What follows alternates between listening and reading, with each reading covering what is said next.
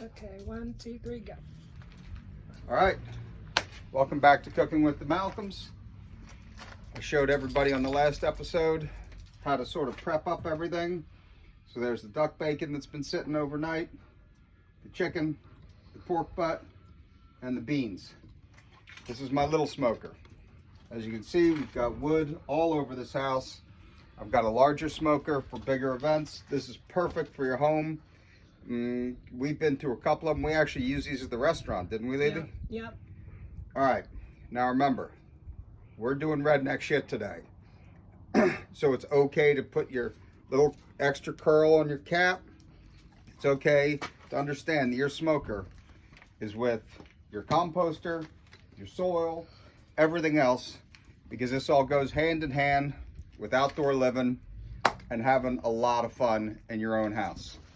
Normally, I'd probably be having a beer or two, but Lee will tell you, the garden doesn't grow itself.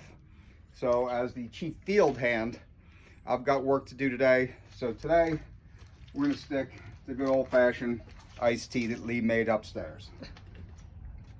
All right, to set this up, about an hour ago, I just turned it on. You can see it's had plenty of use. All that in there is good stuff, that's flavoring. Down here, I've got a pan full of water. Keeps a little steam in everything, because with this indirect style of cooking that you'll find even on a smoker like this, a pellet smoker, or even a traditional stick burner, it's indirect heat, so you got to keep things moist to keep them juicy inside. That's been set up. Let's start loading it in. These come with spacers. I start with one, and what that does is keep you from wasting the smoke.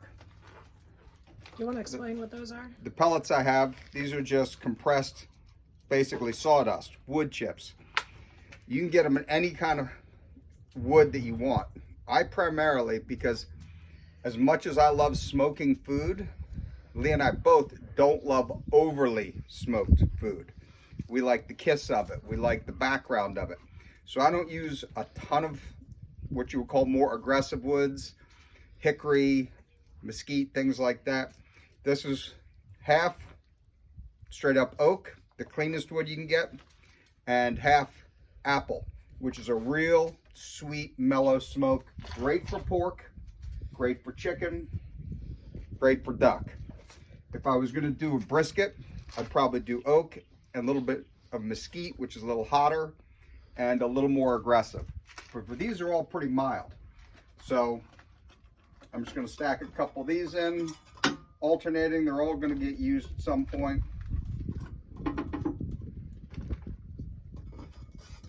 And there's an automatic feed here to get things moving through. I'm gonna get 4 of these on here right away. The other spacer keeps it moving. And that way we can check them again later.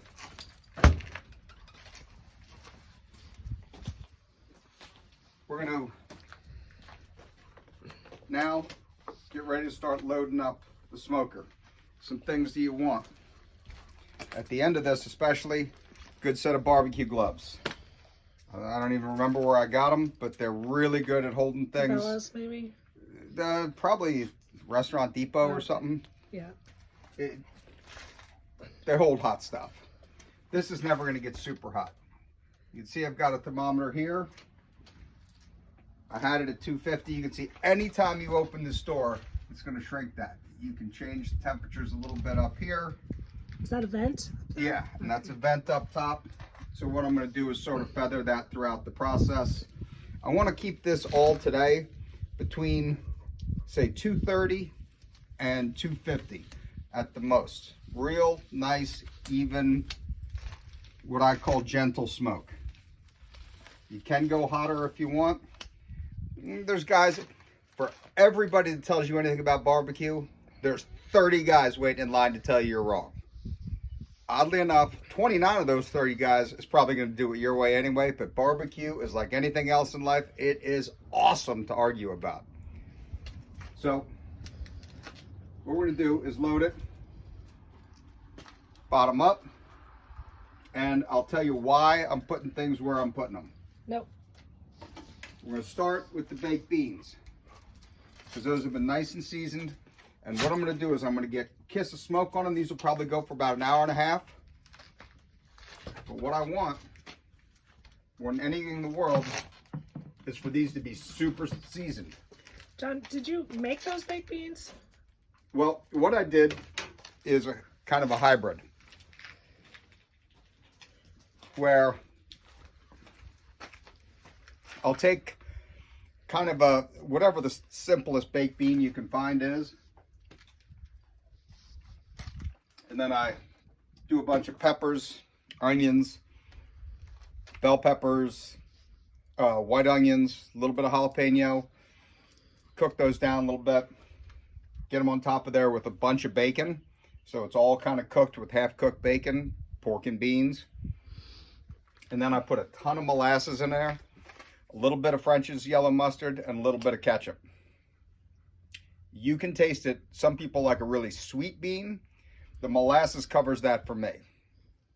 But you can feel free to sugar them up. Brown or you sugar. can make your own kidney beans and go right from there, in which case you will add sugar. All right, next. Pork butt. Probably the smallest piece of pork butt I've done in a long time. Right over the beans. Pork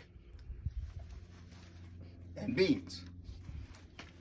All that pork dripping and smoke's gonna help flavor my beans.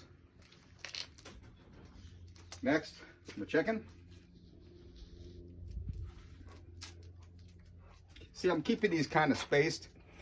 If I crowd them, smoke can't get in them. Or around them, right?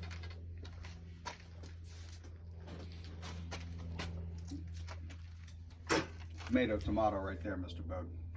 Mom got all up in my business correcting me. Bacon, which you could take the shortest amount of time, probably about an hour and a half as well. That's the duck bacon? Yep. All right, to be honest, I'll see you again in about an hour and a half, 2 hours. Stay tuned. We'll see how it comes out.